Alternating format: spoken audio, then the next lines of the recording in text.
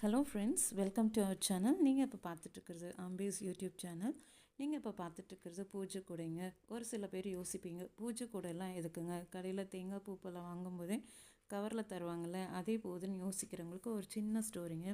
Once upon a time long ago நாங்கள் கோவிலுக்கு போகிற வழியில் தேங்காய் பூப்பெல்லாம் வாங்கிட்டு சாமி கும்பிட்டு எகைன் அந்த தேங்காய் கவர் சொல்லி வாங்குறதுக்குள்ளே என்ன வேண்டுதல் வச்சேன்னு கூட மறந்துடுங்க. ஏன்னா நான் மட்டும் இல்லைங்க, ஊரில் பாதி பேர் கவரில் தான் தேங்காய் பூப்பெல்லாம் வாங்கிட்டு வராங்க.